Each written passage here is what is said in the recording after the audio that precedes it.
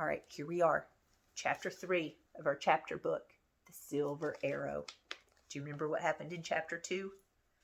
Kate's mom was going to make them take the train back. All right, let's see. Chapter 3. Kate told her parents that she hated them and they were the meanest and worst people in the world. She said she never got anything special or good, and even when she did, they always ruined it. She said they didn't love her, and all they cared about was their stupid phones.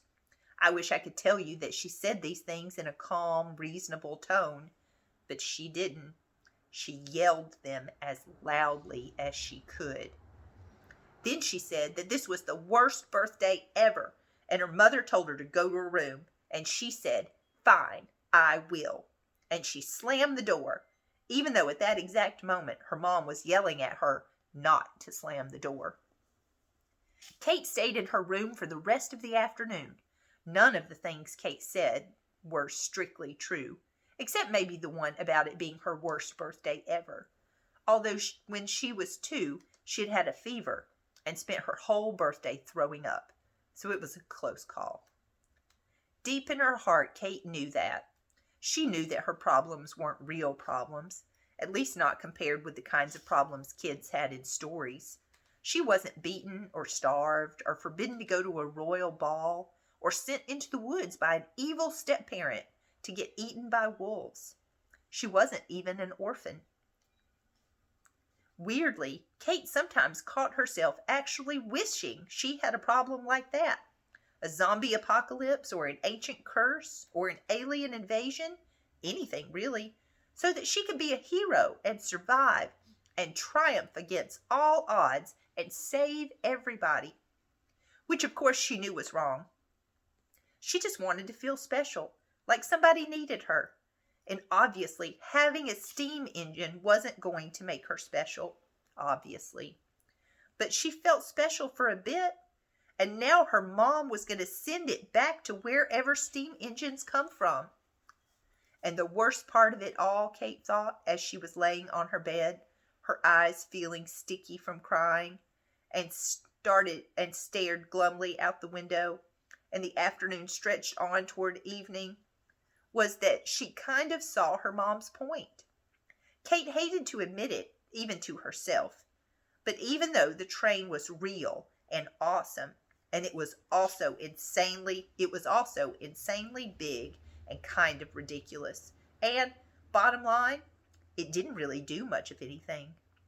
Given the untold skrillions of dollars Uncle Hubert must have spent on it, he probably could have bought, I don't know, a mini submarine, a rocket, or a supercomputer, or a robotic exoskeleton maybe.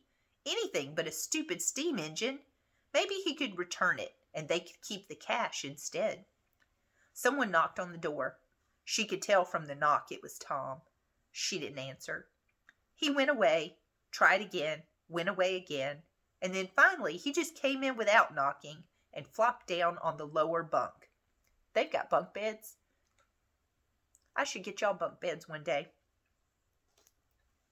There's still a little baby gnat flying around in here.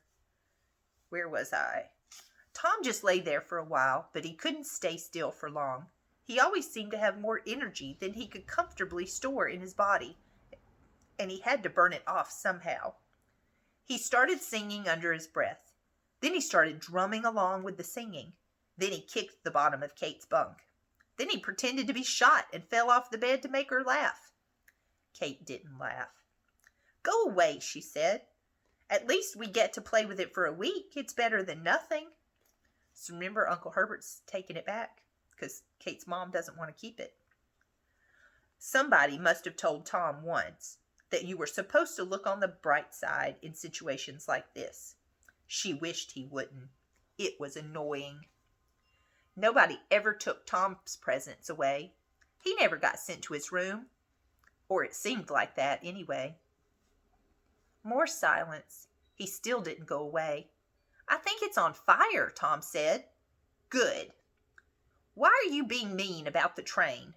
"Because I hate it." "Why?" "Because I hate everything, including you." "That's not very nice."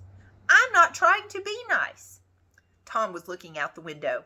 Well, it's your lucky day, because the train really is on fire. Seriously, look at it. Kate looked out the window. She frowned. There was the tiniest flicker of what looked like warm firelight in the cab of the steam engine. That's strange, Kate whispered. Do you think it's really on fire? How could it be on fire? It's made out of metal. They slipped out of Kate's room together and out the back door onto the evening lawn.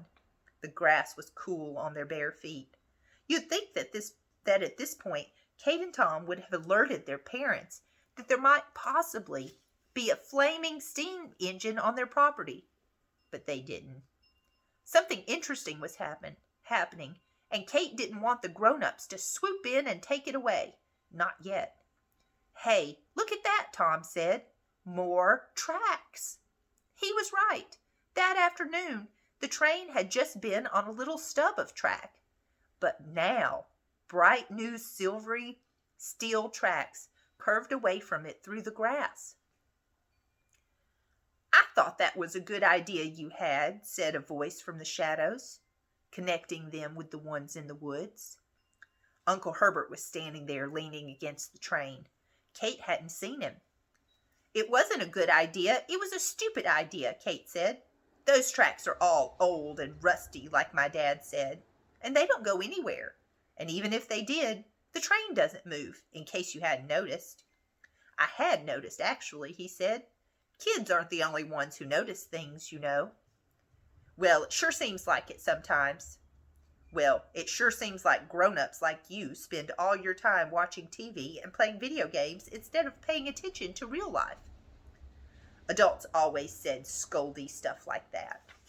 But Kate was surprised to hear it coming from Uncle Herbert. She'd been starting to hope he wasn't like that. But of course he was. All grown-ups were. Nana's not. Why should I pay attention to real life, she said. Real life is boring. How do you know it's boring if you don't pay attention to it? Well, maybe real life should pay attention to me sometimes. Perhaps Uncle Herbert said quietly, like he was trying to sound all mysterious. The world is more interesting than it appears. Well, that would be great, Kate crossed her arms, because it appears really boring. What about that mysterious fire in the train? Is that boring? That is why you snuck out here, isn't it? Oh, right, Kate said. I guess it is. She took a step toward the train, then turned back and gave Uncle Herbert a look. This isn't over, though. No, Uncle Herbert agreed. It isn't. So that's the end of chapter 3. That's the end of chapter 3. So, oh my goodness, the train is lighting up a little bit. It has more tracks. Do you think Kate and Tom are going to go figure out what's happening? Oh, it's really interesting. Our chapter book, The Silver Arrow. Are you enjoying it? Do you want to go on to chapter 4? All right.